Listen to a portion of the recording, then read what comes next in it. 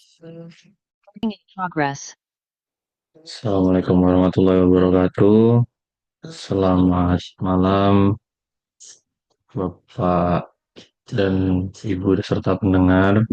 Salam sejahtera untuk kita semua. Perkenalkan saya Aditya, Program Studi Manajemen Universitas Siberasia. Pada kesempatan UTS Sistem Informasi Manajemen ini, saya akan membahas paparan materi pertemuan 1 sampai dengan 7.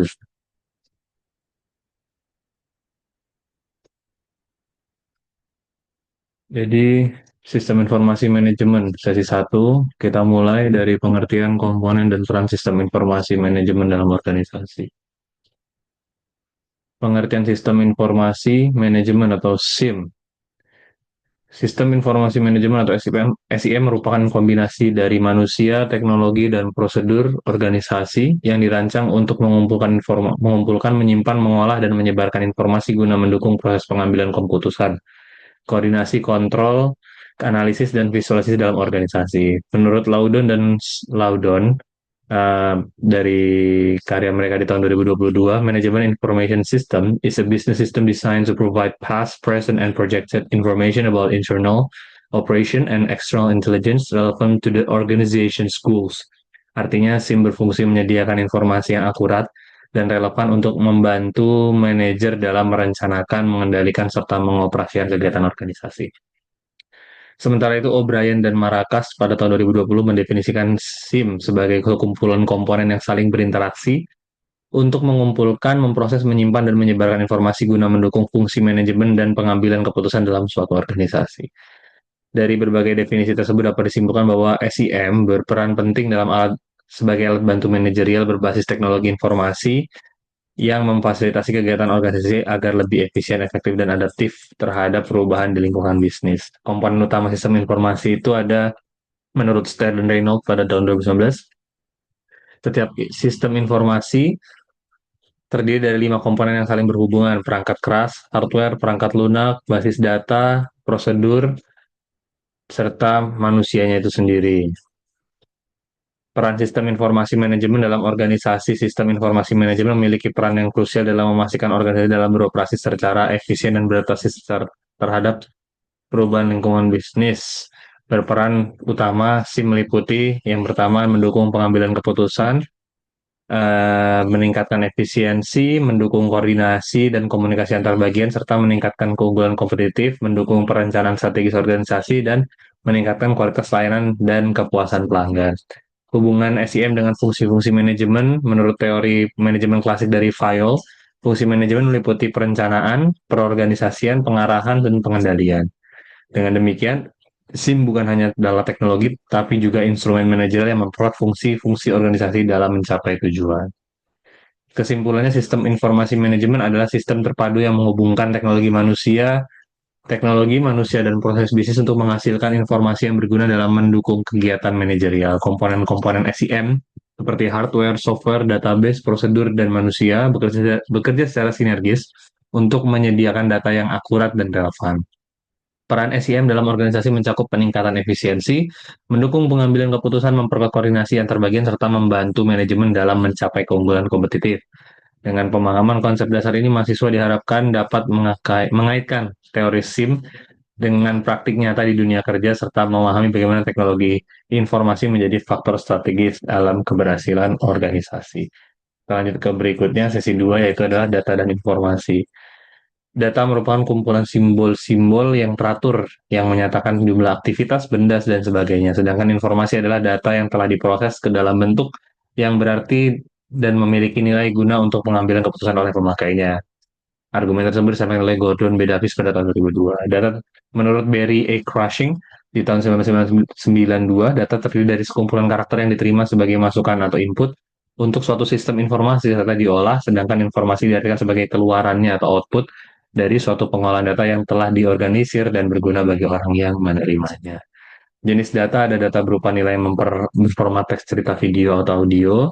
Data terformat misalnya menyatakan tanggal, jam, atau mata uang. Teks merupakan huruf, angka, simbol khusus kombinasi. Audio merupakan suara, bentuk suara, instrumen musik, suara orang atau suara binatang, gemericik air, suara alam, dan sebagainya yang intinya diterima oleh indera pendengar. video menyertakan gambar yang bergerak dengan dilengkapi suara. Fungsi data sebagai bahan evaluasi dalam menanggapi sebuah masalah, sebagai pemecah masalah sekaligus menentukan suatu kebijakan atau keputusan yang diambil, sebagai acuan dalam setiap implementasi dari suatu kegiatan atau aktivitas, sebagai dasar sebuah penelitian maupun perencanaan dalam sebuah kegiatan. Ciri-ciri data terdiri atas beberapa bentuk data, yaitu ada data tunggal, data atau datum yang dihimpun dari fakta suatu peristiwa, baik dari pengamatan atau observasi ataupun wawancara. Data tidak dapat memiliki arti apapun sebelum diolah sedemikian rupa. Seberapa banyak dan seberapa lengkap pun data yang dimiliki apabila belum diolah, maka data tersebut belum dapat menjadi alat bukti yang sah mengenai kejelasan suatu peristiwa. Kesimpulan tentang data terdiri atas beberapa bentuk data tunggal atau datum yang dihimpun dari fakta suatu peristiwa baik dari pengamatan atau observasi ataupun wawancara. Terdiri dari fakta yang angka yang secara relatif tidak berarti bagi pemakai. Seberapa banyak dan seberapa lengkap pun data yang dimiliki apabila belum diolah, maka data tersebut dapat menjadi alat bukti yang sah mengenai penjelasan suatu peristiwa atau sumber bagi informasi. Nah, lalu kita masuk ke penjelasan informasi, adalah data yang telah diolah menjadi bentuk yang memiliki arti bagi si penerima dan bermanfaat bagi pengambilan keputusan saat ini atau mendatang, menurut Raymond MC Leod. Informasi dapat didefinisikan sebagai hasil dari pengolahan data dalam suatu bentuk yang lebih berguna dan lebih berarti bagi penerimanya yang menggambarkan suatu kejadian-kejadian atau event yang nyata atau fact yang digunakan untuk pengambilan keputusan, menurut Jogianto HM. Informasi adalah data yang telah diproses untuk suatu tujuan tertentu. Tujuan tersebut adalah untuk menghasilkan sebuah keputusan. Anton M. Yono. Perbedaan data dan informasi terkait ruang lingkupnya, data cenderung lebih detail dan bersifat teknis, sedangkan informasi lebih merujuk pada proses menghasilkan penjelasan yang dapat dipakai untuk mengambil keputusan. Berdasarkan pola penerimaannya, data tak selalu bisa digunakan dan diterima penerima karena memerlukan pengolahan panjang. Sedangkan informasi dapat langsung dipakai sekaligus diterima oleh penerima karena informasi telah melalui proses pengolah data yang diterima dalam bentuk lebih sederhana dan dapat dimengerti. Berdasarkan fungsi, data memiliki kategorisasi dalam bidang tertentu, sehingga data memiliki fungsi yang beragam tergantung pada jenis bidang dan yang dijalankan, sementara informasi memiliki fungsi yang lebih universal dan dapat diterapkan di berbagai bidang. Jenis-jenis informasi secara umum ada informasi strategis, informasi taktis, dan informasi teknis. Informasi strategis intinya digunakan untuk mengambil keputusan jangka panjang, informasi taktis digunakan untuk mengambil jangka menengah, informasi teknis informasi digunakan untuk operasional sehari-hari. Karakteristik informasi ada efektivitas berkaitan dengan informasi yang relevan dan berkaitan dengan proses bisnis yang disampaikan dengan tepat waktu, benar, konsisten, dan dapat digunakan. Efisiensi informasi yang berkaitan melalui penyediaan informasi secara optimal terhadap penggunaan sumber daya. Kerahasiaan karakteristik informasi yang berkaitan dengan keterakuratan dan kelengkapan informasi serta validitasnya sesuai dengan nilai-nilai bisnis berharapan. Lalu integritas karakteristik informasi berkaitan dengan perlindungan terhadap informasi yang sensitif dan dari pengungkapan yang tidak sah. Agak kebalik ini kayaknya. Lalu ada karakteristik informasi, ketersediaan suatu karakteristik informasi yang berkaitan dengan informasi tersedia pada saat diperlukan proses bisnis baik sekarang maupun di masa mendatang. Hal ini juga menyangkut perlindungan sumber daya yang diperlukan dan kemampuan yang terkait. Kepatuhan yaitu berkaitan dengan mematuhi peraturan perjanjian kontrak di mana proses bisnis merupakan subjek yang merupakan berupa kriteria bisnis secara internal maupun eksternal. Karakteristik bisnis informasi, keandalan karakteristik informasi yang berkaitan dengan penyediaan informasi yang tepat bagi manajemen untuk mengoperasikan entitas dan menjalankan tanggung jawab serta tata kelola pemerintah. Fungsi informasi yaitu menambah pengetahuan, mengurangi informasi yang tidak pasti, mengurangi risiko kegagalan, serta memberi standar tertentu. Berikut adalah siklus informasi, gambaran secara umum mengenai proses terhadap data sehingga menjadi informasi yang bermanfaat bagi pengguna. Pertama dari database, masuk ke proses, proses ke output, penerima, tindakan, atau keputusan tindakan, data ditangkap, lalu ada input, lalu proses lagi, begitu seterusnya. Menurut Jogente, siklus informasi digambarkan sebagai berikut: data dimasukkan ke dalam model, kemudian dari keputusan atau tindakan tersebut akan menghasilkan atau diperoleh kejadian-kejadian tertentu, dan akan begitu seterusnya. Lanjut kita masuk ke sistem informasi manajemen sesi 3, berupa manajemen dan sistem informasi. Menurut George Robert Terry, manajemen sebagai proses khas dari beberapa tindakan seperti perencanaan, pengorganisasian, penggerakan, dan pengawasan. Seluruh tindakan tersebut tujuan mencapai target dengan memanfaatkan semua sumber daya yang tersedia. Menurut Ricky W. Griffin, manajemen adalah proses perencanaan, organisasi, koordinasi, dan kontrol pada sumber daya agar tujuan tercapai secara efektif dan efisien. Fungsi manajemen yang pertama adalah perencanaan. Dalam hal ini manajemen berfungsi menyusun strategi. Jadi sehingga kayak fungsinya itu untuk mengevaluasi rencana sebelum diambil tindakan. Ada 4 tahap yang perlu dilakukan proses ini menetapkan rangkaian tujuan, merumuskan keadaan saat ini, mengidentifikasi kemudahan dan hambatan, mengembangkan rencana untuk pencapaian tujuan. Lalu ada pengorganisasian, rangkaian aktivitas pembagian tugas, mulai di breakdown tugas-tugasnya dikerja, bagaimana cara mengerjakannya, serta proses pengembangan struktur organisasi yang sesuai tujuan perusahaan. Pada tahap ini diharapkan sumber daya di dalam perusahaan dapat berfungsi secara optimal, mampu melaksanakan peran serta fungsi masing-masing. Fungsi manajemen dalam tahap ini adalah perumusan tujuan, pembagian tugas, mendelegasikan atau pelimpahan wewenang, serta melakukan unsur koordinasi. Lalu yang berikutnya adalah staffing. Fungsi di tahap ini hampir sama dengan yang pengorganisasian. Pada intinya, fungsi ini bertujuan untuk menempatkan sumber daya perusahaan di tempat yang paling tepat sesuai bidang keahliannya. Fungsi manajemen staffing mencakup beberapa hal: perencanaan SDM, perekrutan, proses seleksi, pengenalan, pelaksanaan kerja, evaluasi kinerja, pemberian reward, serta memberi pengembangan atau jenjang karir. Lalu berikutnya ada koordinasi. Itu untuk mengarahkan atau mengendalikan agar pekerjaan semakin efektif dan efisien. Terdapat beberapa aktivitas yang perlu dilakukan perusahaan dalam fungsi ini, yaitu menerapkan dan mengimplementasikan kepemimpinan, pembimbingan atau motivasi terhadap pekerja, lalu memberi tugas dan menjelaskan secara rutin terkait dengan job desk dan masalah pekerjaan, menjelaskan seluruh kebijakan yang berlaku dan sudah ditetapkan. Pengawasan, lalu pengawasan fungsinya adalah menilai pekerjaan yang telah dilakukan, jadi kayak semacam kayak mengawasi dari apa yang sudah dilakukan. Nah, lalu unsur manajemen itu pertama ada manusia. Yang paling penting dalam kegiatan manajemen sumber daya manusia membuat rencana dan tujuan yang ingin diraih. Lalu ada uang, money. Uang merupakan unsur manajemen yang sangat berpengaruh karena kegiatan diukur dari jumlah beredar di suatu perusahaan. Lalu material, unsur material ini merupakan faktor penting dalam dunia usaha, hanya bisa dicapai bila terdapat material. Jadi tujuan yang baik, tujuan itu bisa dicapai kalau punya material yang baik.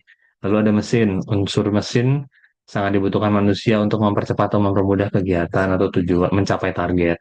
Metode ini, lalu metode itu bisa dibilang seperti cara lah dalam manajemen itu, treatmentnya bagaimananya. Lalu pasar, unsur pasar ini krusial karena sebuah bisnis hanya dapat berkembang jika telah dikenal di pasaran. Unsur pasar dipengaruhi oleh unsur material karena barang atau jasa yang laku harus memiliki kualitas baik. Lalu karakteristik manajemen berorientasi pada tujuan, bersifat luas, bersifat multidimensi, proses berkelanjutan, kegiatan kelompok, kekuatan yang tidak berwujud. Lalu ada struktur organisasi. Organisasi memiliki struktur terdiri dari tingkatan dan keahlian yang berbeda-beda. Wewenang dan tanggung jawab dalam organisasi bisnis diatur sebagai sebuah hierarki atau struktur piramida. Tingkatan atas dari hierarki tersebut terdiri dari atas manajerial, profesional, dan karyawan teknis, sedangkan tingkatan rendah terdiri atas pekerja operasional atau pelaksana. Berikut adalah contoh gambar dari yang saya jelaskan barusan. Top level management, ini intinya ya pimpinan-pimpinan, pucuk pimpinan lah. CEO, ada COO, presiden direktur, wakil presiden, dan sebagainya. Manajer pada tingkat ini memiliki tanggung jawab otoritas wewenang maksimum mengendalikan organisasi dan perusahaannya. Lalu ada tugas dan fungsinya ya menentukan tujuan perusahaan, membuat kerangka rencana, mengorganisasi kegiatan, mengumpulkan dan mengatur sumber daya, mengatur tanggung jawab, bertanggung jawab langsung, dan sebagai penghubung dunia luar atau pihak eksternal. Lalu ada middle level management. Ya, ini bisa dibilang tengah-tengah lah. Bos-bos, head division, general manager, terus ada regional manager atau sebagainya. Bertanggung jawab untuk melaksanakan rencana kebijakan, ditetapkan manajer, serta bertindak sebagai penghubung antara manajemen tingkat atas dan manajemen tingkat bawah. Manajer ini menjalankan fungsi tingkat atas di departemen atau unit kerja mereka sendiri, seperti membuat kebijakan, membuat keputusan itu di manajemen mereka, di struktur mereka sendiri. Fungsinya ya hampir mirip sama yang top tadi, cuman mungkin di struktur dia lebih fokus khusus di departemen dia sendiri. Lalu ada first level management atau manajemen tingkat pertama merupakan manajemen bertanggung jawab atas operasional atau pekerjaan harian pada karyawan. Intinya ini semacam superintendent, mandor, section seperti kalau misalnya tukang kuli gitu. Nah, ini mandornya ini first level management. Para manajer di manajemen tingkat pertama ini memiliki otoritas atau wewenang yang terbatas. Fungsinya ya sama, cuman mungkin lebih ke teknisnya, lebih mengatur ke pelaksananya. Nah, lalu perubahan lingkungan bisnis. Menurut Laudon dan Laudon, terdapat empat perubahan kuat di dunia telah mengubah lingkungan bisnis. Yang pertama, munculnya ekonomi global, transformasi ekonomi industri, transformasi perusahaan-perusahaan bisnis, lahirnya perusahaan digital. Lalu ada empat sistem utama yang menggambarkan pengertian mengenai perusahaan digital. Yang pertama ada sistem manajemen rantai persediaan berfungsi mengotomasi hubungan antara para pemasok dengan perusahaan untuk mengoptimalisasi perencanaan, sourcing, publikasi, dan pengiriman produk jasa. Sistem sistem manajemen hubungan pelanggan mencoba untuk mengembangkan suatu sudut pandang yang koheren dan terpadu atas semua bentuk relasi dengan pelanggan yang dimiliki. Lalu ada sistem enterprise menciptakan sistem informasi perusahaan secara terintegrasi. Lalu ada berikutnya sistem manajemen pengetahuan berfungsi untuk menciptakan, mengambil, menyimpan, menyebarluaskan pengetahuan dan keahlian perusahaan. Terdapat tiga perubahan yang saling berkaitan dalam bidang teknologi: perkembangan platform digital mobile, pertumbuhan organisasi yang membutuhkan data besar atau big data, lalu pertumbuhan cloud computing di mana semakin banyaknya perangkat lunak pendukung bisnis yang ada di internet. Sistem informasi pada setelah ini akan kita singkat sebagai SI, secara umum adalah suatu sistem yang mengombinasikan antara aktivitas manusia dan penggunaan teknologi. Intinya ya, untuk kegiatan operasional, mendukung manajemen kegiatan operasional. Menurut Laudon dan Laudon, SI secara teknis merupakan serangkaian komponen yang saling berhubungan, bertujuan mengumpulkan, menyimpan, memproses, mendistribusikan informasi untuk mendukung pengambilan keputusan pengawasan di seluruh organisasi. Tujuan dari pengembangan sistem informasi adalah untuk menghasilkan sebuah produk yang berisi kumpulan informasi yang berguna untuk user. Untuk menghasilkan data yang valid dan sesuai, maka perlu diperhatikan ketiga faktor, yaitu relevan, tepat waktu, dan efisien.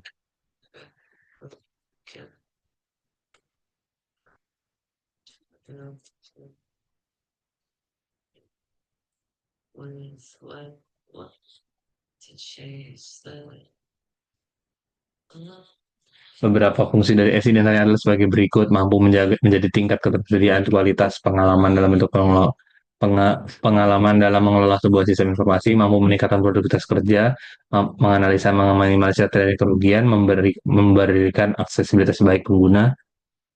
Pada dasarnya, pemrosesan data dalam sistem informasi didukung oleh lima komponen: hardware, software, people, data, dan network resource.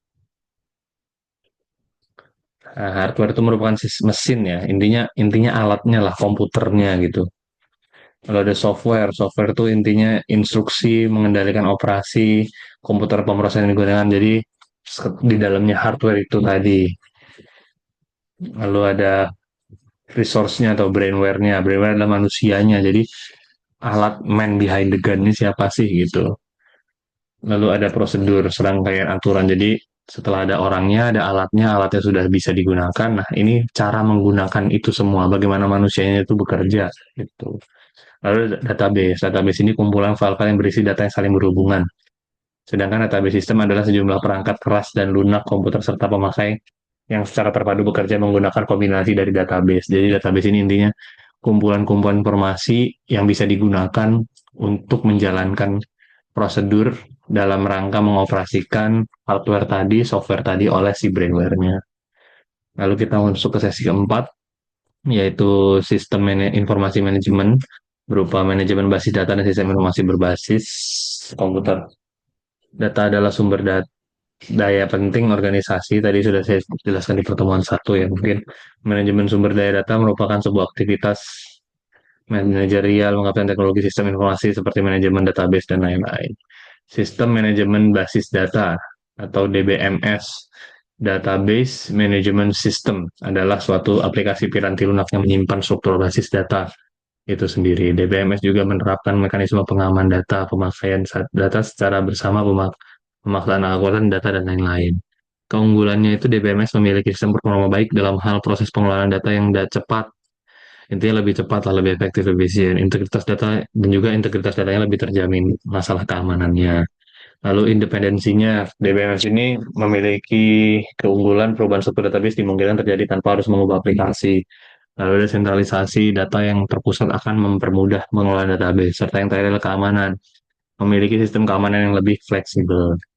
Kelemahannya itu agak cenderung rumit, jadi kurang tepat guna lah ke semua orang, jadi perlu proses.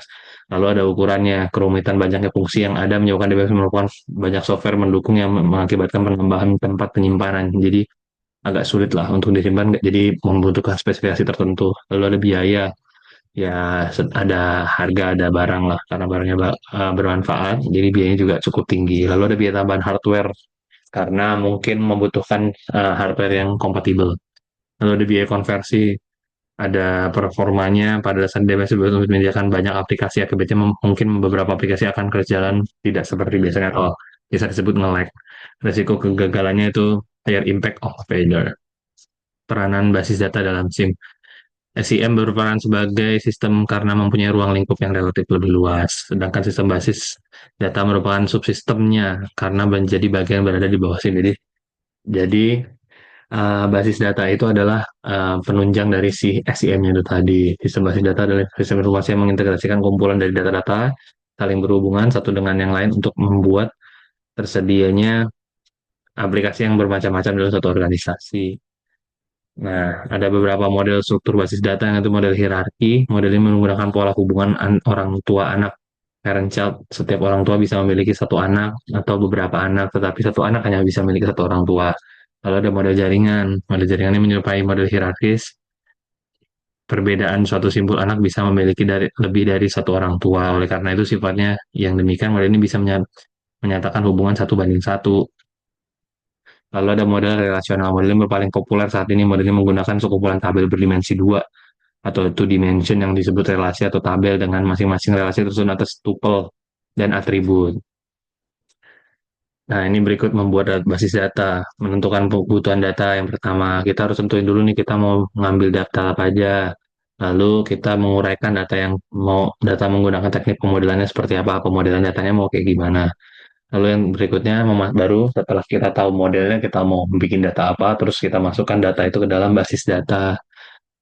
Nah, ini adalah diagram relasi entitas, merupakan diagram yang bentuk gambar simbol yang mengidentifikasi tipe dan entitas dari suatu data. Untuk menggambarkan ER atau entity relasi, ada beberapa langkah yang harus dilakukan: mendefinisikan entitasnya, menentukan dan mendefinisikan atributnya, mendefinisikan relasinya, dan yang terakhir menggambarkan ERD menggunakan rotasi-notasi standar. Pengertian CBIS satu sistem informasi berbasis komputer, computer based information system, suatu sistem pengolahan data yang menjadi informasi berkualitas digunakan. Jadi setelah tadi punya database, punya database-nya, bisa udah bikin database, punya sistemnya, sekarang ini adalah uh, informasinya, jadi sistem informasinya. Dengan kata lain, sistem informasi berbasis komputer mengandung arti bahwa komputer memiliki peran yang sangat penting dalam sistem pembangkit informasi, sehingga kalau misalnya suatu manajemen itu butuh suatu data, udah ada database-nya, sudah ada bagaimana cara membuat database-nya, bagaimana membuat hierarkisnya, seperti itu. Lalu fungsi CBIS itu menghasilkan informasi yang cepat, akurat, dapat menghemat waktu. Intinya menunjang si sistem manajemennya itu. Butuh data, tinggal ambil di sistem. Uh, ada data baru, tinggal update. Ada data yang salah, tinggal dibenerin. Komponen CBIS ya sama seperti yang tadi, ada hardware, software, database, network, dan prosedurnya. Lalu ada sistem informasi akuntansi ya. Kita masuk ke sub berikutnya. SIA lebih berorientasi pada data dibanding pada informasi. Walaupun ada beberapa informasi yang dihasilkan, SIA adalah satu-satunya sistem informasi yang bertanggung jawab memenuhi kebutuhan informasi di luar perusahaan, menyediakan informasi untuk seluruh lingkungan kecuali pesaing. Peran SIA dalam CBIS menghasilkan beberapa output informasi. Sistem informasi manajemen. Jadi ini jenis-jenisnya ya. Ini salah satu jenis bentuk lainnya dari subsistem dari CBIS-nya itu ada sistem akuntansi, terus ada sistem informasi manajemen tersedia dalam bentuk laporan periodik, laporan khusus. Semua informasi tersebut memiliki karakteristik sama untuk bidang area fungsional. SIM menggunakan data yang disediakan SIA dalam database. Lalu ada sistem penunjang keputusan atau DSS. Dalam upaya memecahkan masalah, seorang problem solver akan banyak. Jadi ini semacam sistem yang dibuat untuk membantu pimpinan dalam mengambil keputusan. Empat pengambilan keputusannya itu adalah kegiatan intelijen, kegiatan merancang, kegiatan memilih, atau kegiatan review. Lalu ada otomasi kantor atau OA, Office Automation. Ini disebut dengan istilah kantor virtual mencakup. Jadi intinya, gampangnya kayak pekerjaan-pekerjaan kantor itu yang berbasis, yang masih klerikal gitu bisa dikomputerisasikan. Sistem pakar. Sistem pakar atau ini biasanya melibatkan artificial intelligence nih. Jadi kayak terkait brainstorming, terkait penalaran seperti itu. Lalu kita lanjut ke sesi berikutnya, yaitu sistem informasi manajemen, sistem informasi akuntansi, pengantar sistem akuntansi. Jadi sistem informasi akuntansi adalah sistem yang berguna untuk melakukan pemrosesan data menjadi informasi sekaligus sebagai pengumpul, pencatat, penyimpan data. Data dalam informasi ini nanti digunakan untuk memudahkan dalam mengambil keputusan. Nah, pada sejarahnya, sejarah singkatnya aja mungkin awalnya tuh dibangun 1970-an, dikembangkan di in-house sebagai sistem internal di mana praktisi akuntansi lebih memilih metode manual daripada metode berbasis komputer karena pahal. Nah, lalu ada munculnya ERP, perencanaan sumber daya perusahaan banyak digunakan dalam organisasi. Fungsi fungsi sistem akuntansi adalah bisnis. Dalam bisnis itu pengendali keuangan, mengubah kumpulan data, bentuk informasi keuangan yang diperlukan perusahaan. Jadi intinya ada data nih, data terkait keuangan, terkait data-data angka, itu dapat diterjemahkan demi kepentingan si perusahaannya. Nah, komponennya butuh uang, ada manusianya itu sendiri, prosedur, data informasi, software, infrastruktur, kendali internal. Nah, mungkin sama kayak yang sebelumnya, cuman bedanya di sini ada kendali internal. Jadi semacam kayak pengamannya, validitasinya. Nah, lalu ada siklus sistem akuntansinya. Yang pertama siklus pendapatan, siklus pengeluarannya, siklus penggajian, siklus produksi, serta siklus keuangan. Nah, si sistem akuntansi ini punya subsistem, yaitu ada sistem pemrosesan transaksi, sistem buku besar, sistem manajemen pelaporan. Nah, kelebihannya apa sih? Ya intinya ini mungkin pembandingnya adalah terkait dengan manual ya. Kelebihannya yaitu keamanannya, kerahasiaannya, privasi, integritas pemrosesan, serta ketersediaannya. Jadi nggak perlu harus buka buku, bisa real time. Kekurangannya ya butuh waktu lama untuk adaptasi dari yang biasanya pakai buku jadi pakai alat. Tidak tersedia encoding software di pilihan, jadi membutuhkan requirement tertentu, serta hasil informasinya bisa jadi kurang lengkap karena tidak sesuai dengan keinginan orang beda-beda dia based on the programnya itu. Nah, lalu kita masuk ke pengertian sistem pemasaran. Menurut Philip, sistem informasi pemasaran adalah suatu struktur, set prosedur, cara peregulan untuk dikerjakan pengumpulan, analisa, dan juga penyajian informasi untuk bisa digunakan dalam membuat keputusan pemasaran. Kata kunci itu, membuat keputusan pemasaran. Nah, fungsinya apa sih? Intinya ya, mempermudah bagaimana si perusahaan ini melakukan proses pemasaran, meminimalisir human error, mempermudah manajemen waktu, membantu mempercepat informasi, membantu memudahkan setiap sistem, dan memudahkan mengontrol perkembangan bisnis. Nah, ini komponen dasar dari sistem pemasaran. Lalu ada karakteristiknya, sistem berbasis komputer, lebih cepat, ya serba modern, cepat, up to date, aksesibilitas mudah. Sumber informasi pemasaran itu bisa dari catatan internal, intelijen pemasaran, analisis pemasaran, lalu berikutnya komponen dari sistem informasi pemasaran. Itu ada subsistemnya, ada beberapa yaitu informasi akuntansi, penelitian pemasaran, serta intelijen pemasaran. Nah, komponen output dari sistem informasi pemasarannya apa sih? Ada produk, harga, tempat. Jadi intinya dalam pemasaran ini dia ada semacam labelnya atau headline-nya, flag-nya itu produk, harga, tempat, promosi, serta bauran integrasi. Kita masuk ke sesi 6, jenis sistem informasi manajemen. Jenis-jenisnya sistem informasi manajemen seperti yang sudah dijelaskan di awal sudah banyak, saya ambilkan satu lagi. Menurut Gordon B. Davis, sebuah sistem yang terintegrasi antar manusia dan mesin mampu memberikan informasi dan relevan untuk menunjang jalannya operasional manajemen dan fungsi mengambil keputusan di dalam sebuah organisasi. Nah, tujuannya pengumpulan data atau penyediaan informasi bisa mendukung pengambilan keputusan, evaluasi, dan untuk perhitungan harga produk. Fungsinya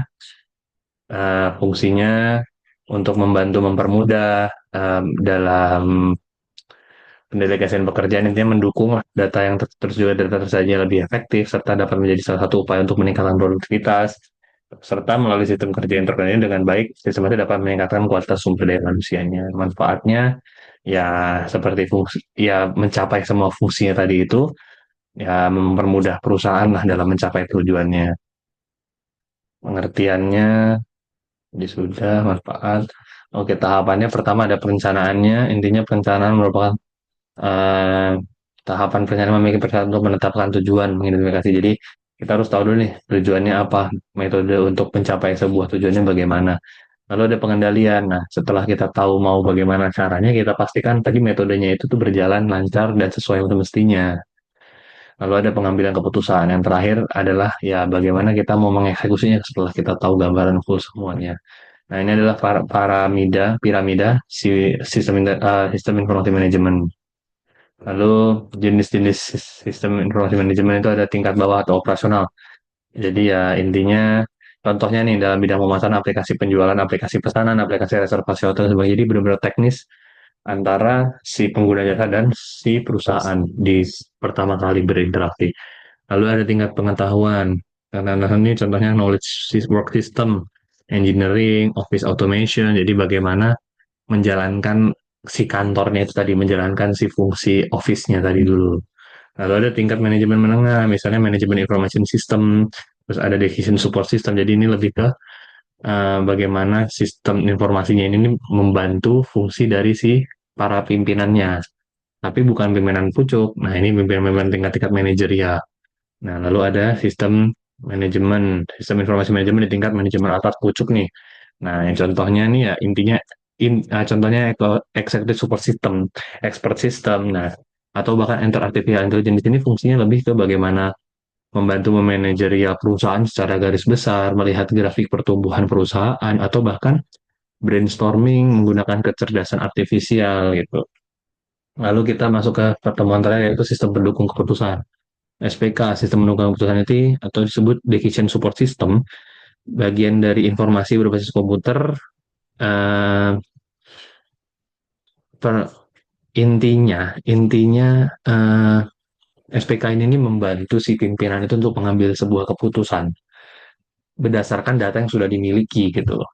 Nah, sistem informasi manajemen pengambilan keputusan itu berfungsi untuk perencanaan strategis, informasi manajemen perencanaan taktis, ada manajemen operasional dan pengolahan transaksi. Kelebihannya apa sih? Dapat menyelesaikan problem yang kompleks, sistem dapat berinteraksi dengan pemakainya. Intinya sangat up to date lah. Nah, namun kekurangannya apa? Kekurangannya hal-hal yang bersifat kemampuan manajemen dan bakat manusia tidak dapat dimodelkan dalam sebuah sistem. Jadi, bagaimanapun sistem itu canggihnya, dia tidak bisa menggantikan peran manusia dalam si bakatnya itu tadi. Serta yang paling krusial itu tidak memiliki kemampuan intuisi.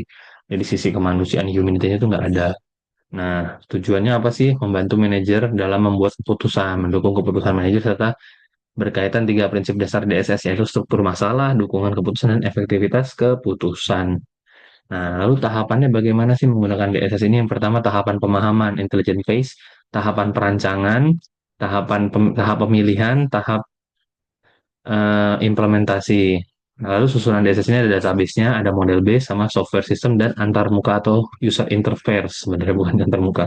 Jadi ini adalah tampilan programnya. Lalu DSS berdasarkan hierarki manajemen itu ada manajemen puncak, manajemen menengah, dan manajemen operasional. DSS berdasarkan jenis masalahnya itu ada dua, keputusan internal jangka pendek dan jangka panjang. Berdasarkan jenis masalahnya ada jangka eksternal jangka pendek serta eksternal jangka panjang. DSS berdasarkan jenis keputusannya ada keputusan terprogram atau keputusan setengah terprogram atau juga ada tidak terprogram.